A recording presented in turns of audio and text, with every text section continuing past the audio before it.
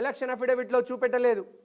అంతేకాదు నువ్వు ఎంత పెద్ద మోసగానివంటే 2013లో నీ విద్యార్హత 10వ తరగతి పాస్ అని చూపించినావు.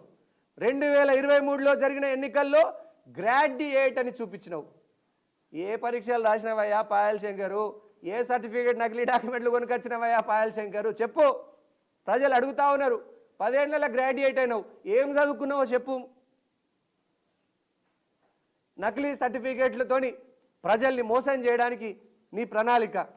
ఇలా చూసుకుంటూ పోతే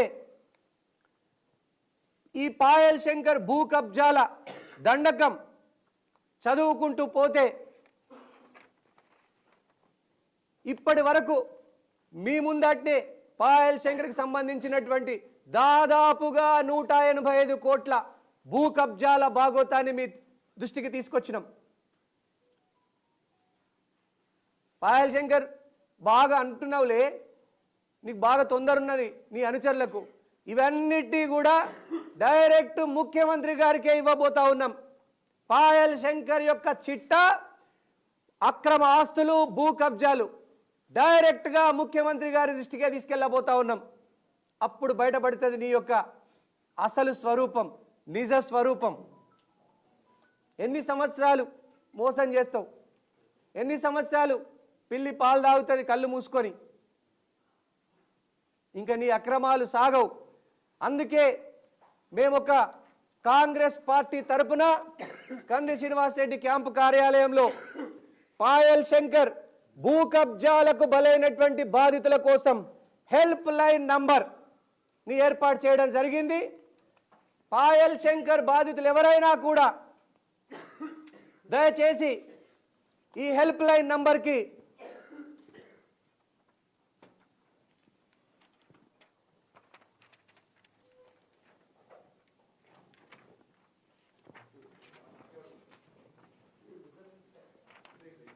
పాయల్ శంకర్ భూ కబ్జాలకు బలైనటువంటి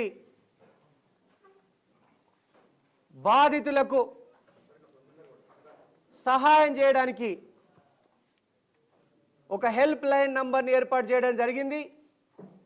ఎవరైనా భయం లేకుండా నిర్భయంగా పాయల్ శంకర్ యొక్క భూ కబ్జాలు, దౌర్జన్యాలు, రౌడీయిజం, గూండాయిజం దేనికి సంబంధించిందైనా తప్పకుండా ఈ హెల్ప్ లైన్ నంబర్కి, దీనికి వాట్సాప్ కూడా ఉంది, వాట్సాప్లో డాక్యుమెంట్లు పంపించవచ్చు.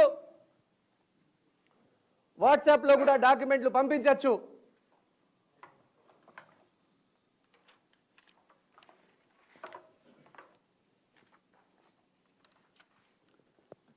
ఇది హెల్ప్ లైన్ నంబర్. అందరూ కూడా ఈ నంబర్ని నోట్ చేసుకోండి. బాధితులు ఏ సర్వే నంబర్లో ఇబ్బందులకు గురైనటువంటి పాయల్ శంకర్ ఎవ్వరు భయపెట్టినా భయపడద్దు. మీకు అండగా కంది శ్రీనివాసరెడ్డి ఉన్నాడు. పాయల్ శంకర్ ఏ బెదిరింపులు, భూ కబ్జాలు చేసినా నిర్భయంగా నాకు తెలియజేయండి. మీ బిడ్డ కంది శ్రీనివాసరెడ్డి గురించి మీకు తెలుసు. నేనెవ్వరికీ లొంగని మనస్తత్వం. ఆదిలాబాద్ ప్రజలకు మాత్రమే నేను వంగి దండం పెడతా. నేను ఎవ్వరి దగ్గర తల వంచను. ఆదిలాబాద్ ప్రజల దగ్గర మాత్రమే తల వంచి దండం పెట్టేటువంటి మనస్తత్వం కంది శ్రీనివాసరెడ్డిది. ఎవరికి లొంగను, ఎవరికి భయపడాల్సిన పని లేదు.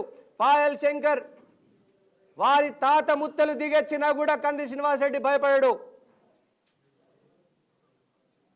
పాయల్ శంకర్ యొక్క కబ్జాల మీద ప్రతి ఒక్కరు కూడా నిర్భయంగా ముందుకు రండి.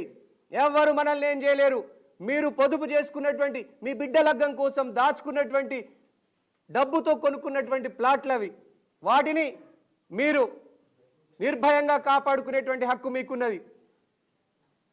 ఇగో ఇవి పాయల్ శంకర్ యొక్క భూ కబ్జాలు, దందలు, బాగోతాలు.